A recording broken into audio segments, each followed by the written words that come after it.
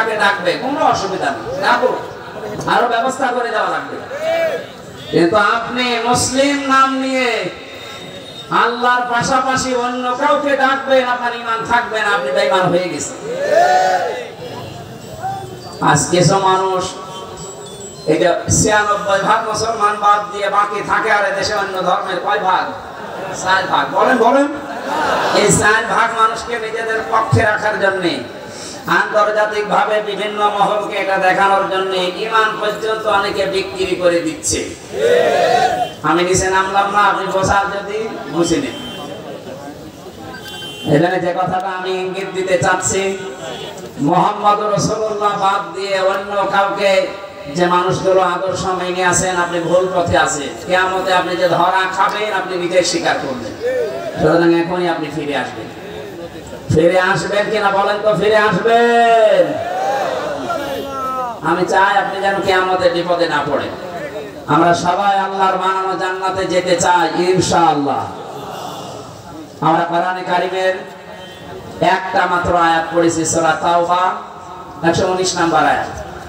এর ভেতরে যে কথাগুলো আছে, এই কথাগুলো আমি তাফসীর আকারে বলার চেষ্টা চালাবো। আমা তাওফীকি ইল্লা বিল্লাহ। জেলা আমির সাহেব হাদিস পড়েছিলেন, পড়াটা উনি সময় পানিয়ে যদি ব্যাখ্যা করতে পারেন, এটা বাস্তবের সাথে আমাদের আজ মিলানো লাগবে।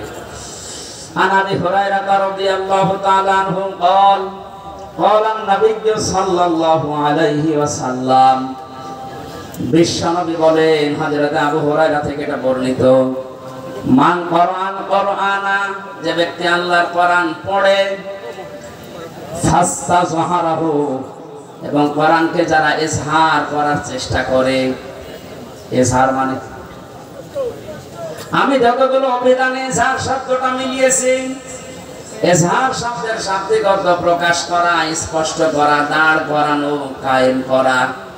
আধুনিক ভাবে এখন যারা হাদিস ব্যাখ্যা করছে, তারা লিখছে ইজহার মানে বিজয় করা। কোরআন যারা দেশে আমরা পড়ছি, আমরা যদি এই মানুষগুলো এই কোরআনকে বিজয়ী করার জন্য চেষ্টা চালাই, ফাহাল্লা হালালাহু ওয়া হারামা হারামাহু, এর ভেতরে বর্ণিত হালালকে হালাল জেনে মেনে নেওয়া, হারামকে হারাম জানার পরে ছেড়ে দেওয়া, আদখালাহুল্লাহুল জান্নাহ, নবীজি বলেন আল্লাহ তাকে জান্নাতে দিয়ে দিয়েছে। মাগুরাবাসী আমরা এখনো মরলাম না, অথচ আদখালা মাঝে শিখা দিলেন কেন? আমরা তো মরবো, কবরে যাবো, এরপরে তো জান্নাত। নবীজি একই জানিয়েছেন, আদখালাহুল্লাহুল জান্নাহ, আল্লাহ তাকে জান্নাতে দিয়ে দিয়েছে। তার মানে কি?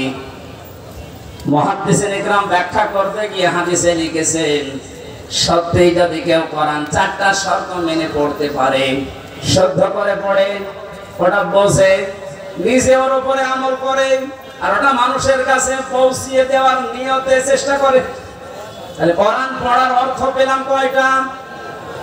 শর্ত। কোরআন পড়ার শর্ত কয়টা?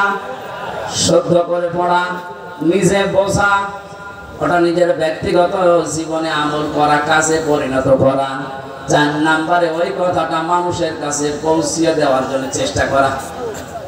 এই 4টা শর্ত মেনে যারা কোরআন পড়ে এবং কোরআনকে যারা ইজহার করার, বিজয় করার চেষ্টা চালায়, ইজহার শব্দের শাব্দিক অর্থ যে বিজয়ী, এটার বাস্তব উদাহরণ সূরা সফের ভেতরে আল্লাহ দিয়েছেন, ওয়াল্লাযী আরসালা রাসূলাহু বিল হুদা ওয়া দীনিল হক লিইয়ুযহিরাহু আলাদ দীনি কুল্লিহি ওয়া কাফা ওয়ালাউ কারিহাল মুশরিকুন।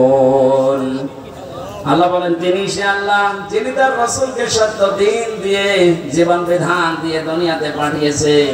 উদ্দেশ্য তার একটাই, লিইয়ুযহিরাহু আলাদ দীনি কুল্লিহি, যত রকমের বিধান দুনিয়াতে আছে, মানুষের তৈরি করা নিয়ম নীতি, সবগুলো পেছনে ফেলে দিয়ে আল্লাহর কোরআনকে, ইসলামকে তিনি বিজয় করবেন। জোরে বলেন সুবহানাল্লাহ।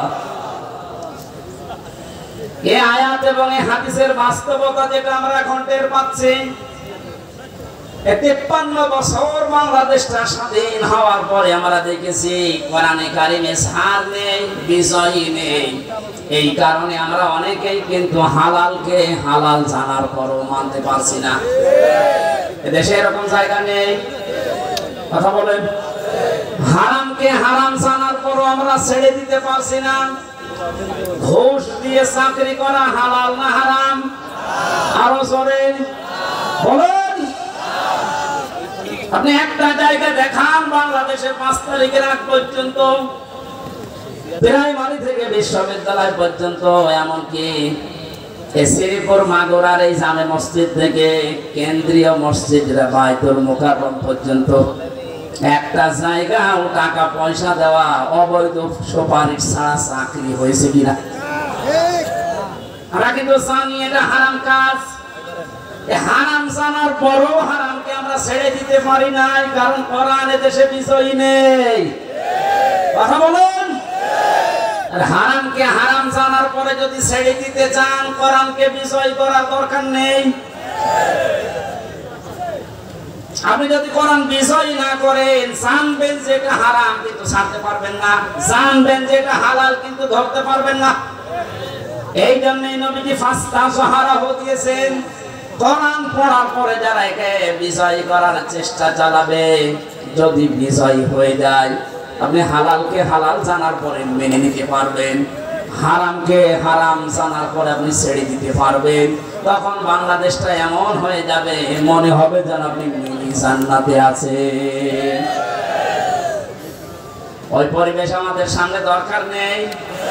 আরো জোরে বলেন। 53 বছর তো দেখলাম, আমি দেখিনি, এই যে মুরব্বী বসে আছে ওনারা দেখেছে। বাবা এই দেশটা চালিয়েছিল, কেমন চালিয়েছে, দুর্ভিক্ষ পর্যন্ত চলে এসেছিল, কথা বললেন না কেন? অনেকের স্বামী চালিয়েছিল, আমরা দেখি, আমি দেখি নাই, মুরব্বীরা দেখেছে। চাচা চালিয়েছিল 9 বছর, সে যেভাবেই হোক। বউ চালিয়েছে, ভাবিও চালিয়েছে, সবার এখন শেষ। এখন মাত্র বাকি আছে আল্লাহর এই কোরআন দিয়ে দেশটা চললে কেমন দেখা যায়, এটা দেখতে বাকি আছে। কারা কারা দেখতে চান যে কোরআন দিয়ে দেশ চলো? আন্দাজে হাত তুলবেন না, এটা কিন্তু ওয়াদা করছেন আল্লাহর সাথে। এই কোরআন দিয়ে বাংলাদেশের 56,000 বর্গ মাইল চলুক, এটা তো রাজনীতি। এটা রাজনীতি। এটা যদি কেউ রাজনীতি মনে করেন, হ্যাঁ এটা আমার রাজনীতি, আমরা চাই আল্লাহর বানানো বিধান দিয়ে আমাদের দেশ চলুক, তাহলে এটা মিনি জান্নাত হয়ে যাবে। বৈষম্য বিরোধী ছাত্র আন্দোলনে যে 9 দফা দাবি ছিল, এই বৈষম্যের কারণে আজ হাজারো মানুষ তার কাঙ্ক্ষিত জায়গায় যেতে পারেনি। বিশ্ববিদ্যালয় থেকে যারা পাশ করে যে কোনো সাবজেক্টে, যারা ফার্স্ট ক্লাস ফার্স্ট হয়, তাদেরকে ওই বিভাগে শিক্ষক হিসাবে রেখে দেওয়ার নিয়ম। এই যে সাক্ষী আছে, জিজ্ঞাসা করেন। অথচ আমাদের এই ইউনিভার্সিটি সহ যত বিশ্ববিদ্যালয় বাংলাদেশে আছে, তাকান বৈষম্য এমন জায়গায় যে পৌঁছিয়েছে। ফার্স্ট ক্লাস ফার্স্ট দ্বারা আবার পেছনের ব্যাকগ্রাউন্ড যেহেতু আল্লাহর বিধান মেনে চলে, এজন্য ওখানে দেওয়া যাবে না। দিয়েছে 70 রোল নাম্বার 4, তারে তো এমনি অপদার্থ, ও চেয়ারে বসলে চেয়ার আরো নাপাক করবে না। এক ছাত্র এসে হেড স্যারকে বলছে, স্যার হয় ছুটি দেন, না আমি গেলাম মানে। হেড স্যার তাকিয়ে দেখে ব্যাগ খাতা বই কলম যেভাবে নিয়ে পজিশনে দাঁড়িয়ে আছে, ও ছুটি দিলেও যাবে, না দিলেও পাঠাবে। রাইট, এদিকে তার রোল নাম্বার কত? স্যার 82। 82 মানে ক্লাসে ছেলে মেয়ে কয়টা? 82টা। 82টা ছেলে মেয়ে, ওর রোল নাম্বার 82। ও ভালো ছাত্র, ওর জীবনের কোন উদ্দেশ্য আছে? শুধু আসে বাবা মার ভয়ে আর পাঙ্কু মেরে চলে যায়। যাদের 1, 2, 3 তাদের ব্যাকগ্রাউন্ড দেখে তারা আল্লাহর বিধান মানে, আল্লাহর বিধান জমিনে চায়, এজন্য আপনি তাদের দিবেন না। যার রোল নাম্বার 82, তারে আপনি 35 লাখ টাকা নিয়ে চেয়ারে বসিয়ে দিলেন, কয়দিন পরে চেয়ার থাকবে? দেশটা কত বৈষম্য তৈরি হয়েছিল, কত নিকৃষ্ট জায়গায় পৌঁছিয়েছে। বাস্তব উদাহরণ এই বায়তুল মুকাররমের ক্ষতি। একটা দেশ কত নিচে নামলে জাতীয় মসজিদের ইমাম পর্যন্ত পালিয়ে যায়। বলেন, এটা দূর করার জন্য হাজারের উপরে ছেলে মেয়েরা জীবন দিয়ে গেল। শহীদের মর্যাদা লিখেছে, এরা তো মাসবি শাহাদাতের মর্যাদা পেয়েছে। দেওয়াল চাপা পড়ে মরলে যদি শহীদ হয়, আগুনে পুড়ে মরলে যদি শহীদ হয়, পানিতে ডুবে পড়লে যদি শহীদ হয়, সাপে কাটা পড়ে মরলে যদি শহীদ হয়, জালেমের জুলুমের সামনে নিজের জীবন দিয়ে গেল। ওর জীবনের মায়া ছিল না? বলেন। কয়েকদিন আগে শহীদ আবু সাইদের বাড়ি গিয়েছিলাম রংপুরে। ছোটবেলা থেকেই নাকি প্রতিবাদী ওর বাবা বলছিল, যেভাবে জীবনটা দিয়ে গেল এভাবে হাত তুলে কিয়ামতে আল্লাহ ওকে এইভাবে তুলবে। কারণ শহীদদের কোনো লাশ ধোয়ানো হয় না, যেভাবে মরে ওইভাবেই কবরে দেওয়া হয়। কথা বলেন না কেন? কিয়ামতের দিন এই বুকে 4টা গুলি নিয়ে উঠবে। আল্লাহ জিজ্ঞাসা করবে, আবু সাইদ তোমার বুকে এতগুলো গুলি কেন? ও বলবে, আমি জুলুমের সামনে নিজের জীবন পর্যন্ত দিয়েছি মানুষের অধিকার রক্ষা করার জন্য। আমার জীবনের মায়া ছিল, কিন্তু আমার চাইতে বেশি মহব্বত ছিল মানুষের অধিকারগুলোর উপরে। বলেন তো, এভাবে উঠবে না উঠবে না? এরপর আমরা আহলে হাদিসের নাম নিয়ে কিছু মানুষকে দেখতে পাচ্ছি, ওরা ভিডিও বানিয়েছে যে না, শহীদ আবু সাইদ শহীদ হয়নি, অবুক কইতে আত্মহত্যা করেছে, আপনার ঈমান চলে যাবে। মানে শহীদ এই শব্দটা খেলাধুলা বিষয় না, এটা হাসি তামাশা না। কোরআনে কারিমে আল্লাহ জানিয়েছেন, যারা শহীদ হয় এদেরকে মরে গেছে কথা আপনি বলবেন না। শুধু আপনি না, দুনিয়ার সবাইকে আল্লাহ নিষেধ করেছেন, ওয়ালা তাকুলু লিমান ইয়ুকতালু ফি সাবিলিল্লাহি আমওয়াত বাল আহইয়াউ ওয়ালাকিন লা তাশউরুন। সূরা বাকারার 154 নম্বর আয়াতে আছে, আল্লাহ শুধু একজন দুইজনকে না, দুনিয়ার সবাইকে, এটা বহুবচন, ওলা তাকুলু, কেউ এ কথা বলবে না। যারা শাহাদাত বরণ করে তারা মরে গেছে এ কথা বলা যাবে না, বরং তারা জীবিত এবং তোমরা এটা টের পাও না। মানুষ যাতে মুখ দিয়ে কথা বলে, জন্য মুখের উপরে আল্লাহ নোটিশ দিয়েছেন। মুখের পরে মানুষ এত ধারণা করতে পারে অন্তর দিয়ে, এই জন্য আল্লাহ ধারণার উপরে নোটিশ দিয়েছেন। ওয়ালা তাহসাবান্নাল্লাযীনা কুতিলু ফি সাবিলিল্লাহি আমওয়াতা বাল আহইয়াউন ইনদা রাব্বিহিম ইয়ারসাকুন। সূরা আলে ইমরান 169 নম্বর আয়াত। এটা ফি জিলালিল কোরআনে আছে, সাইয়্যিদ কুতুব দিয়েছেন। আল্লাহ পাক বলেন, ধারণাও করবে না যারা শহীদ হয়েছে, যারা মরে গেছে। মুখে বলা নিষেধ, ধারণা করাও নিষেধ। কারণ কি? বালা হইয়া, বরং তারা জীবিত। ইনদা রাব্বিহিম ইয়ারসাকুন, এরা আল্লাহর কাছে রিজিক পাচ্ছে। সুবহানাল্লাহ বলতে পারেন না? শহীদরা যে মরে না, রিজিক পায়। আর খাবার খেলে যেহেতু রক্ত কষ্ট তৈরি হয়, এর প্রমাণ আমি 5 দিন আগে গিয়েছিলাম গাইবান্ধা। সাব্বির নামে একটা ছেলে শহীদ হয়েছিল এই 5 তারিখের আগে। ছাত্র শিবিরের সদস্য ছিল। শহীদ হওয়ার পরে ওকে কবরে দিয়ে 26 দিন না 27 দিন পরে তারা তুলেছে। এই 27 দিন পরে দেখছে যে সমস্ত জায়গায় অস্ত্রের আঘাত লেগেছিল ওই জায়গাগুলো দিয়ে ফিনকি দিয়ে রক্ত বের হচ্ছে। বাংলার মানুষেরাও যদি খাবারই না খাবে আল্লাহর কাছে, 1 মাসের পরে ওর শরীরে রক্ত আসলো কোত্থেকে? বলেন। এটা 1000-এর উপরে জীবন দিয়ে গেল ছাত্র এবং ছাত্রীরা। 2700-র উপরে এখনো বাংলাদেশের বিভিন্ন হাসপাতালে অসুস্থ হয়ে আছে। রাষ্ট্রের যারা দায়িত্ব পেয়েছেন এই সহজ অবস্থায়, যাদের এই সমস্ত আত্মত্যাগের কারণে এরকম মুক্ত পরিবেশে আমরা ফিরে আসতে পারলাম, আমরা আহ্বান জানাবো এই অসুস্থ, এই আহত মানুষদের প্রত্যেকের চিকিৎসার ব্যবস্থা রাষ্ট্র করবে। হ্যাঁ, দাবির সাথে আপনারা আছেন না? ডক্টর মোহাম্মদ ইউনূস সহ যারা দায়িত্বে আছেন, তাদের এই মুহূর্তে সবচেয়ে বড় দায়িত্ব এটা। শহীদ আবু সাঈদের কবরে যদি যেতে পারেন, এরকম 2700 আবু শহীদ এখনো পর্যন্ত বাংলার বিভিন্ন হাসপাতালে কাতরাচ্ছে। রাষ্ট্রীয়ভাবে টাকা পয়সা যত খরচ হয় হোক, দেশে না হলে বাইরের দেশে নিয়ে যাওয়া লাগবে। দ্বিতীয় স্বাধীনতার মহান জীবিত এ মানুষগুলো কাজী 53 বছর আগে যারা শহীদ হয়েছে এ দেশের জন্য, তাদের যদি ভাতা দেওয়া যায়, মাত্র এই 1 মাস 2 দিন আগে যারা শহীদ হয়ে গেল, এদের কিছু করা যাবে না? বৈষম্য বিরোধী ছাত্র আন্দোলনে যারাই ছিল, আমরা প্রত্যেকের সুচিকিৎসার ব্যবস্থা নিশ্চিত করতে চাই রাষ্ট্রীয়ভাবে,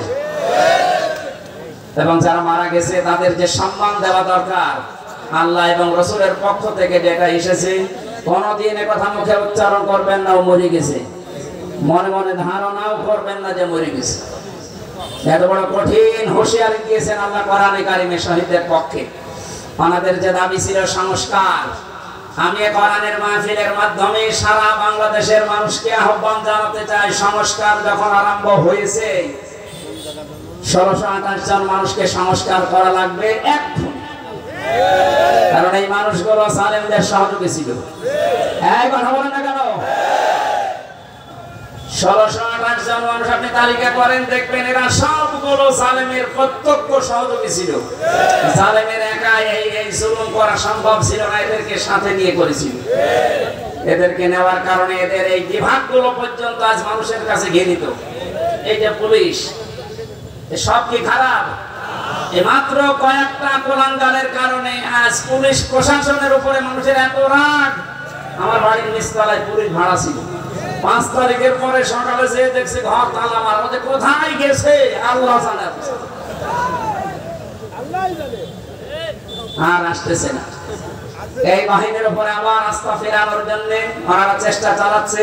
সবাই খারাপ না, সেই কয়েকজনের কারণে এই যে হারুন 3 ইঞ্চি, ওরা আসলে 3 ইঞ্চি করা লাগবে। এই গোপালগঞ্জের মনিরুল কাউন্টার রুমে ছিল, আসাদুজ্জামান, ডিসি মান্নান, আমি নাম ধরে বলছি কারণ এগুলোর দ্বারা আমি নিজে অত্যাচারিত হয়েছি। এই মাদারীপুরটাকে হাটের আমার মামলার আয়ু আসামি মিজানুর রহমান আমার ধরার পরে আমার বাবার কাছ থেকে 10 লক্ষ টাকা নিয়েছে, বলেছেন আজ 100টা মামলা দেবে। আমার বাবা গ্রাম্য মানুষ, সঙ্গে সঙ্গে 8 লাখ টাকা দিলেন। যে সমস্ত জায়গাতে ধার করেছিল ওই ধারগুলো এখন আমার শোধ দেওয়া লাগে। কয়েকদিন আগে আমার যত মামলা ছিল আদালত সবগুলো ডিসমিস করে দিয়েছে। আদালত মামলা দেখে বলছে আমি কি দিয়ে বিচার করবো, এর কোনো মাল নেই। আমি মনে হয় বলতে গেলাম যে স্যার আপনি তো এই 3 বছরও দায়িত্বে ছিলেন, এই মামলাটা আমার সিএমএম কোর্ট, জজ কোর্ট, হাইকোর্ট সহ প্রায় 31 থেকে 32 বার উঠেছে, আপনি তো দেননি।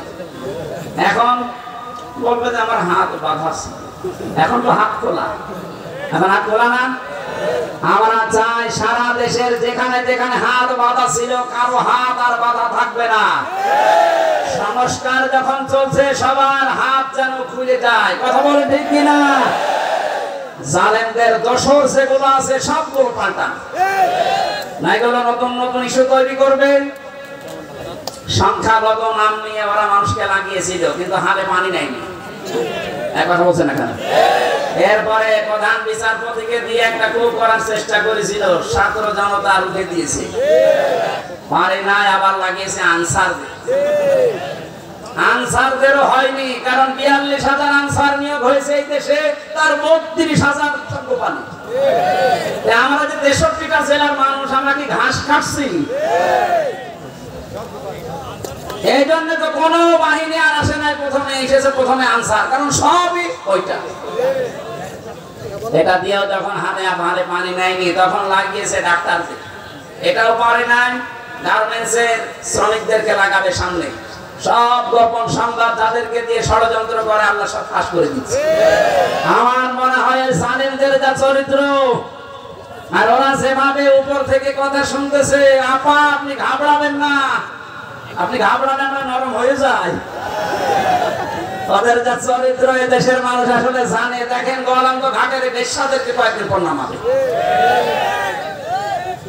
এত নিম্ন কথা আমি বলতাম না, কারণ ওদের চরিত্র তো এইটাই। এই কথা বলেন না কেন?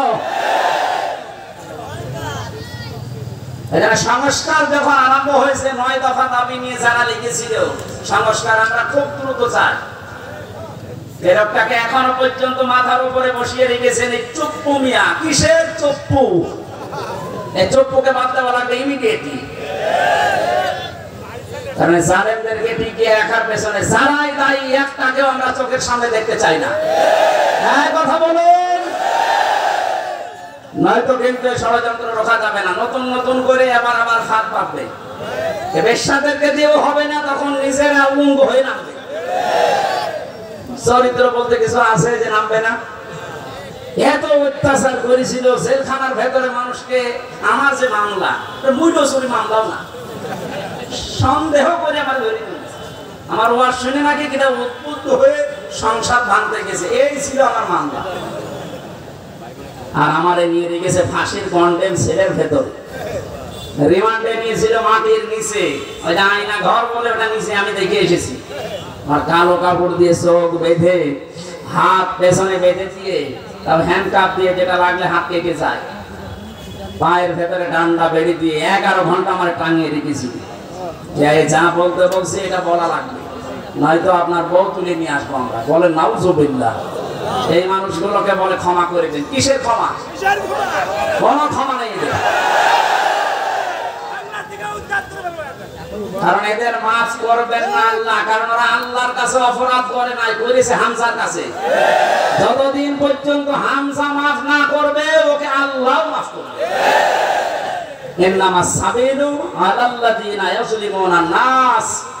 আল্লাহ বলেন অবশ্যই আমি নিজে মামলা দেব, কেস করব তাদের বিরুদ্ধে যারা মানুষ হয়ে মানুষের উপরে জুলুম করে। আল্লাহ কি ইয়াজলিমুনা মুসলিমুনা দিয়েছেন? না, ইয়াজলিমুনা নাস। আমি কি মানুষের ভেতরে পড়ি না? আসতে বলেন।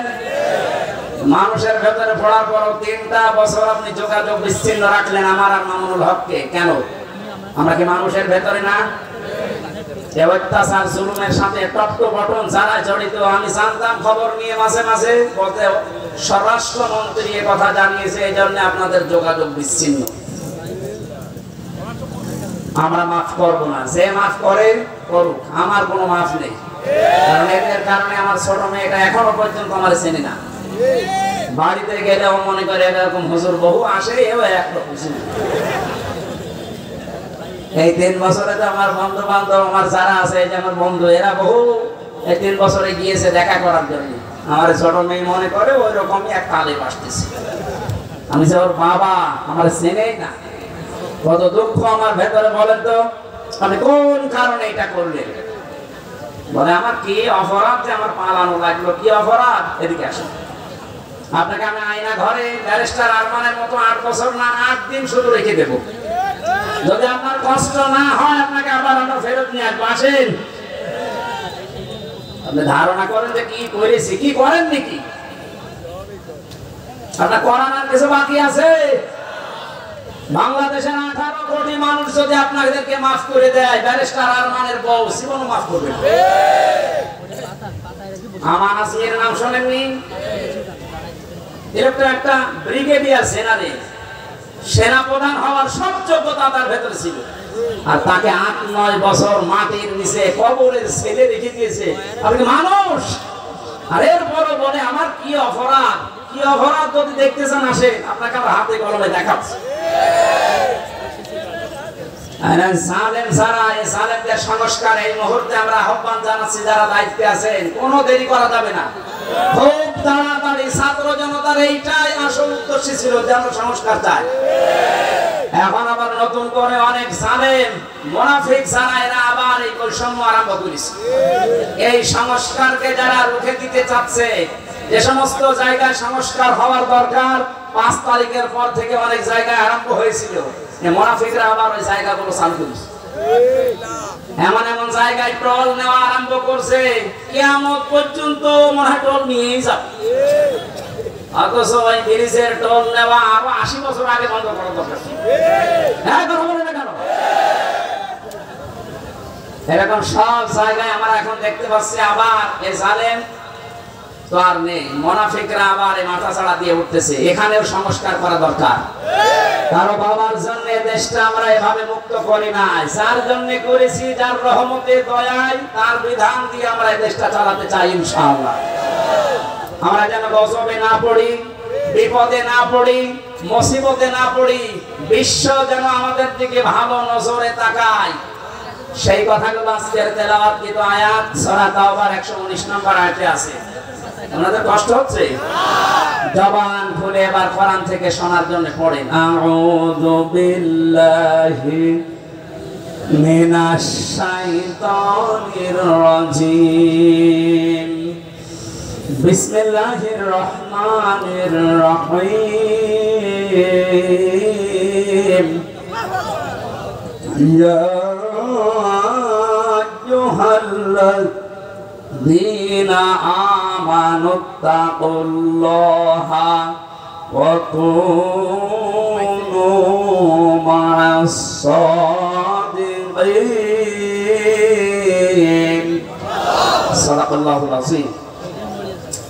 সূরা তাওবার নাম করো, ঐতিহাসিক প্রেক্ষাপট, শানে নজুল, বাস্তব কিছু কথা মাতৃভাষায় বলা, এরপরে ব্যাখ্যা দেওয়া, বাস্তব সংক্রান্ত 5 নম্বরের মূল শিক্ষা নিয়ে আমরা বাড়ি যাব। এরকম 5টা বিষয় ছিল তাফসীর ইবনে কাসিরের ভেতরে। আমরা সবগুলো করতে গেলে আসান দিয়ে দেবে, জন্য তাড়াতাড়ি করছি। নামকরণের ভেতরে তাওবা শব্দটা আছে, এই জন্য সূরার নাম তাওবা।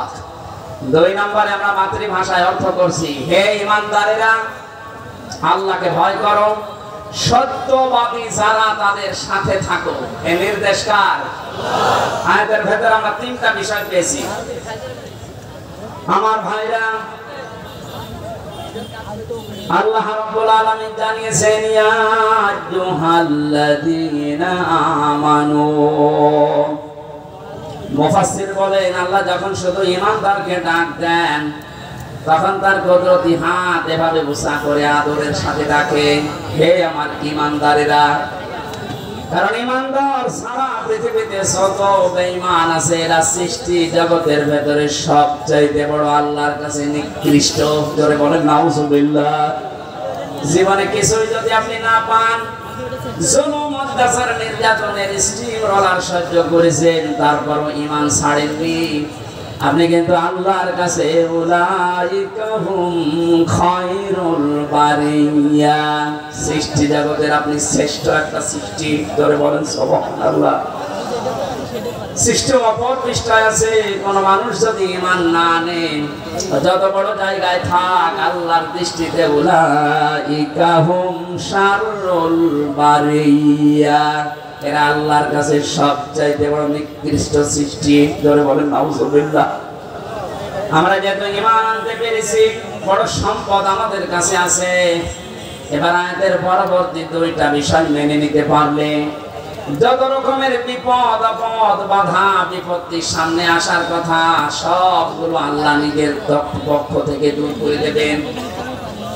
কোরআনে কারিমে আয়াতের ব্যাখ্যায় পেয়েছি আমি, ওয়াজাহিদু ফিল্লাহি হাক্কা জিহাদি হুয়া জিতাবাকুম ওয়া মা জাআলা আলাইকুম ফিদ-দীনি মিন হারাজ। ইলা আখির আয়াত। সূরা হাজর 78 নম্বর আয়াতের মাঝের অংশে আছে আল্লাহ পাক বলেন যেভাবে চেষ্টা করা দরকার, সাধনা করা দরকার, জিহাদ করা দরকার, আমি আল্লাহর জন্য ওইভাবে চালাও। তোমাদেরকে আমি আল্লাহ নির্বাচিত করেছি। ও মাগুরাবাসী, এই যে ইজতিবা মানে নির্বাচিত করা, মনোনীত করা। নির্বাচিত করেন কে? আরো জোরে বলেন। তাহলে নির্বাচিত করা লাগে যার মাধ্যমে, তার নাম নির্বাচন। নির্বাচন করেই মানুষ নির্বাচিত হয়। অথচ 17 বছরের ভেতরে নির্বাচন কি আমরা দেখি নাই? যারা নির্বাচিত হয়েছে নির্বাচন ছাড়া, এরা সব বৈধ না অবৈধ? কথা বলছেন? নির্বাচনের মাধ্যমে নির্বাচিত হওয়া লাগে। আমরা তো নির্বাচিত হতে পারি না নির্বাচনের মাধ্যমে, নির্বাচন ছাড়াই আমরা নির্বাচিত হয়ে গেছি। সুতরাং দেশে যারা দায়িত্বে ছিল এতদিন একটাও বৈধ না, সবগুলো অবৈধ। হ্যাঁ, এখানে হুয়ার ফাইল, জামালার ফাইল আল্লাহ নিজে। আল্লাহ পাক বলেন আমি যেহেতু নিজে নির্বাচিত করি লক্ষ লক্ষ নবীর উম্মত থেকে তোমাদেরকে, তোমাদের ভেতরে আবার যাদের ঈমান আছে আমি তাদেরকে কিন্তু আসল ভাবে নির্বাচিত করেছি। বহু নবী পর্যন্ত যে ছিল মুহাম্মদ রাসূলুল্লাহর উম্মত হবে, কিন্তু তারা পারে নাই। আমি আল্লাহ তাদেরকে নির্বাচিত করি নাই। হযরত মুসা আলাইহিস সালাম তিনি চেয়েছিলেন আল্লাহ তুমি নবী বানিয়েছো, খুশি আছি। নবী না বানিয়ে যদি মুহাম্মদ রাসূলুল্লাহর উম্মত আমাকে বানাতে আমি খুশি থাকতাম। আল্লাহ পাক যেহেতু তাকে নির্বাচিত করেননি, এজন্য তিনি নির্বাচিত হয়ে দুনিয়াতে আর আসবেন না উম্মত হয়ে। একজনকে করেছিলেন তিনি হযরত ঈসা নবী, তাকে আল্লাহ পাঠাবে ঠিক, কিন্তু নবী করে না, উম্মত করে। আমরা সেই পর্যায়ে আছি, এই নবীর উম্মত আমরা নির্বাচিত। এরপরে আবার আমাদের ভেতরে আছে ঈমান।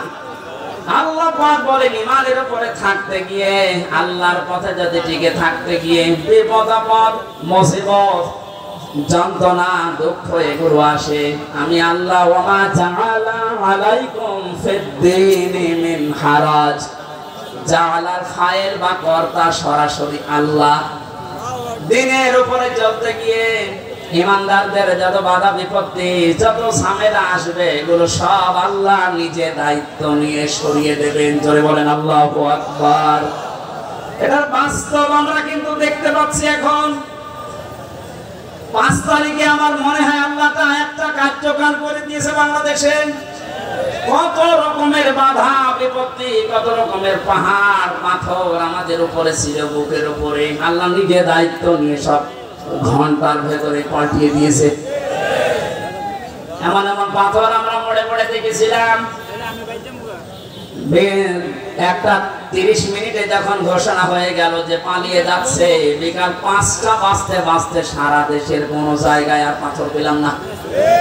কুষ্টিয়ার মোড়ে যে পাথরটা ছিল, বিকাল 5টা বাজতে বাজতে মাটির সাথে মিশিয়ে দিয়েছে বাংলার জনগণ।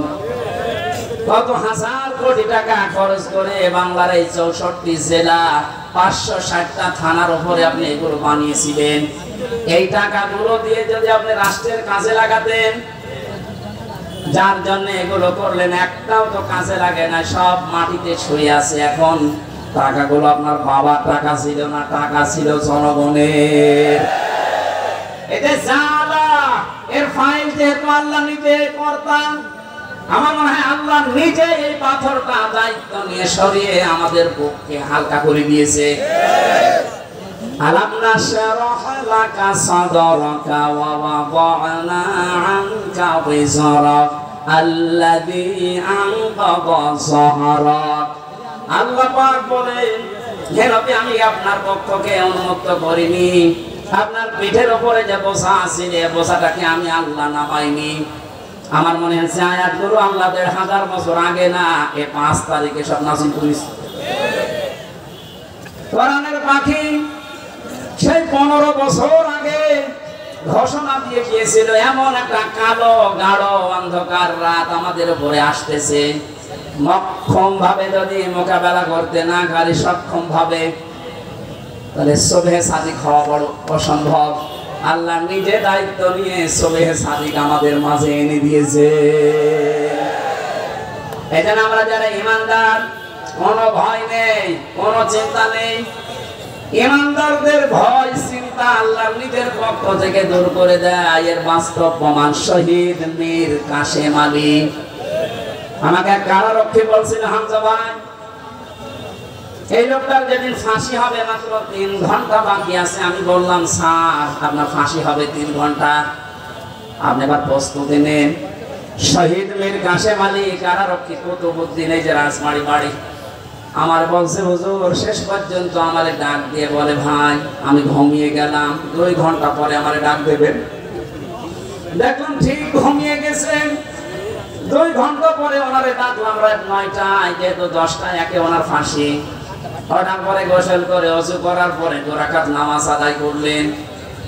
এশার নামাজ শেষ করে 2 রাকাত নামাজ আদায় করে আমারে বলছে, কারারক্ষী ভাই সাল্লাত শাহজাহানকে ডাক দেন, আমি রেডি হয়ে গেছি। কারারক্ষী আমারে বলছে, আমির হামজা ভাই আমার মনে হচ্ছে উনি শ্বশুর বাড়ি যাওয়ার জন্য ব্যস্ত। অথচ মাত্র আর 1 ঘন্টা আছে। ও বাংলার মুসলমানের, আপনার কি মনে হয় এই কঠিন পরিস্থিতিতে অথচ তার ছেলেটা গুম হয়ে আছে, ব্যারিস্টার আরমান, তার স্ত্রী অসুস্থ হয়ে আছে, তার দলের লোক হাজার হাজার পালিয়ে বেড়াচ্ছে, জেল খাটতেছে, 24 ঘন্টা তার দলীয় লোকজন আতঙ্কে আছে। এই অবস্থায় সে বলছে আমি 2 ঘন্টা ঘুমিয়ে নিলাম, আমারে ডেকে দেন। আপনি বলেন তো ওই সময় কি ঘুম আসার কথা? কেন ঘুম এসেছে? কারারক্ষী বলছিল, ভাই না ঘুম আসলো কি করে, আমার এখনো মাথায় ধরে না। আমি বললাম আমার ধরেছে।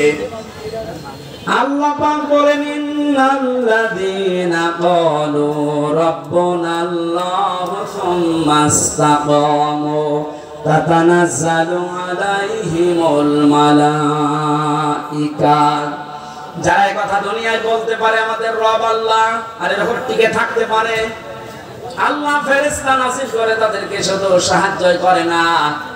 এটা যেহেতু তাতানাজ্জালু মুসারে বর্তমান ভবিষ্যৎ প্রেজেন্ট ফিউচার, মালাকুন না দিয়ে আল্লাহ মালাইকা বহুবচন দিয়েছেন। যারা আল্লাহকে রব বলার পরে সত্যিই টিকে থাকতে পারে ইখলাসের সাথে তাওয়াক্কুল করে, মাস্ট বি আল্লাহর ওয়াদা আল্লাহ পূরণ করবেই, তাদের জন্য ফেরেশতা আল্লাহ নাযিল করবেই। ফেরেশতাদের এসেছিল তার প্রমাণ, আল্লাহ তাখাফু ওয়া লা তাহজানু। ফেরেশতারা বলতে থাকে কোনো ভয় পাবেন না, কোনো চিন্তা নেই। কিসের ভয়, কিসের চিন্তা? তাফসীরে ফি জিলালিল কোরআন সাইয়্যিদ কুতুব লিখেছেন, আমাকে যখন ফাঁসি দেওয়া হয়, যে ইমাম এসেছিল কালেমা পড়াতে, আমি ডাক দিয়ে বললাম আপনি আমাকে কালেমা পড়াবেন, এর জন্য রাষ্ট্র আপনাকে বেতন দেবে, অথচ এই কালেমার দাওয়াত দেওয়ার কারণে আজ আমাকে ফাঁসি দেওয়া হচ্ছে। সুতরাং ইমাম ভালো করে শুনেন, আপনার কালেমা আর আমার কালেমা এক কালেমা না। আল্লাহ তাখাফু ওয়া লা তাহজানু। সাইয়্যিদ কুতুব এর ব্যাখ্যায় তিনি লিখেছেন, ফেরেশতা যখন কানের কাছে এসে বলতে থাকে কোনো ভয় নেই, কোনো চিন্তা নেই, আপনার ছেলেমেয়ের জন্য, আপনার দলের লোকের জন্য, ব্যবসা প্রতিষ্ঠানের জন্য আপনার চিন্তা আসতে পারে, ভয় হতে পারে, আল্লাহ নিজে ওইগুলোর দায়িত্ব তার কুদরতি হাতে তুলে নিয়েছে। মাগুরার মুসলমানেরা, আমার তো 100% বিশ্বাস হচ্ছে শহীদ মীর কাসেম আলী 3 ঘন্টা ফাঁসি, এর পরে 3 ঘন্টা পরে যার ফাঁসি হবে, 2 ঘন্টা যেহেতু ঘুমিয়েছে, অবশ্যই মাস্ট বি ফেরেশতা ওনার কানের কাছে কিছু শুনিয়েছিল, না তো ঘুম আসার কথা না। আমার তো কোনো চিন্তা টেনশন ছিল না, তারপর আমার ঘুম আসতো না 3 বছর। আর যার মাত্র 3 ঘন্টা পরে দুনিয়া থেকে বিদায় নেবে, তার ঘুম আসে কি করে? আপনার শুনতে যত সহজ মনে হচ্ছে, বিষয়টা অত সহজ না। ওই জায়গায় যদি আপনি পতিত হতেন, বুঝতেন যে বাস্তবতা কত কঠিন। কিন্তু ওরা এমন সাহস করে নিয়েছে, আল্লাতি কুনতুম তুআদুন। ফেরেশতা বলে চিন্তা করবেন না, আল্লাহ তো সব দায়িত্ব নিয়ে নিয়েছে। ওই জান্নাতের সুসংবাদ নিয়ে এসেছি, ওয়া আবশিরু বিল জান্নাতিল্লাতি কুনতুম তুআদুন। ওই জান্নাতের সুসংবাদ গ্রহণ করেন, যে জান্নাতের ওয়াদা আল্লাহ নিজে আপনার সাথে করেছেন। জোরে বলেন সুবহানাল্লাহ। বাংলার মুসলমান, আমাদের কোনো পুঁজি নেই, একটা পুঁজি আমাদের আছে, আমরা ইমানদার। আরো জোরে বলেন, এটা দুনিয়ার সবচেয়ে বড় পুঁজি আমাদের। ইমানদারকে আল্লাহ বেশি ভালোবাসেন, এই জন্য ডাক দিয়েছেন ইত্তাকুল্লাহ, আমি আল্লাহকে ভয় করো। মুফাসসির যারা এখানে আছে, যারা আলেম আছে, কোন মানুষ যদি আমরা আল্লাহকে ভয় এই শব্দটা বাস্তবে দেখাতে পারি, দুনিয়ায় 9টা আর আখিরাতে 27টা উপকার আল্লাহ নিজে করবেন বলে কোরআনে ঘোষণা দিয়েছেন। এতগুলো ব্যাখ্যা করতে গেলে অনেক সময় লাগবে, এজন্য আমি এক কথায় বলছি, তাকওয়া মানে আল্লাহর ভয়, ঠিক আছে, কিন্তু যে যেখানে যেই কাজ করবেন ওই কাজ করার আগে শিক্ষা এবং প্রশিক্ষণ দেওয়ার মাধ্যমে বাস্তব জীবনে ওই কাজটা সুচারুরূপে আঞ্জাম দেওয়ার নাম তাকওয়া। আশা করছি কথা বোঝা গেছে। এই তাকওয়া যদি কেউ অর্জন করে তাদেরকে আল্লাহ জানিয়েছেন কোন মাসাদিকিন, সত্যবাদীদের সাথে থাকবা কাজে এবং কর্মে, তাহলে ধ্বংস আসবে না, বিপদ আসবে না, মুসিবত আসবে না, গজব আসবে না। আমরা যেটা এখন সত্যবাদীদের সঙ্গে থাকার জন্য আল্লাহর ঘোষণা শুনলাম, মরণের আগ পর্যন্ত আল্লাহর ভাষায় যারা সত্যবাদী তাদের সাথে থাকতে রাজি নেই। আরো জোরে বলেন, আল্লাহর ভাষায় সত্যবাদী কালাম যারা চোখ পাকায় দেয়, যারা পাগড়ি মাথায় দেয়, যারা শুধু মসজিদে বসে বসে আল্লাহ আল্লাহ জিকির করে, এরাই কি সাদিকিন, সত্যবাদী। এই আয়াতের ব্যাখ্যা আল্লাহ নিজে করেছেন সূরা বাকারা 177 নম্বর আয়াত। আল্লাহ পাক বলেন, উলাইকাল্লাযীনা সাদাকু ওয়া উলাইকা হুমুল মুত্তাকুন। উপরে বর্ণিত এখানে 10টা গুণ দেওয়া আছে। কেউ যদি 10টা গুণ অর্জন করতে পারে তারাই ঈমানের দাবিতে সত্যবাদী, তারাই মুত্তাকি, তাদের সঙ্গে তোমাদের থাকা লাগবে। এ নির্দেশ কার? আরো জোরে বলেন কার? এখন এই 10টা নির্দেশ আল্লাহ যেটা দিয়েছে সূরা বাকারা 177 নম্বর আয়াত, তাফসীরে ইবনে কাসির, মারিফুল কোরআন। আমি বলে দিলাম, বাড়িতে যে একটু নামিয়ে দেখেন আপনি সত্যবাদীদের সাথে থাকতে চান কিনা।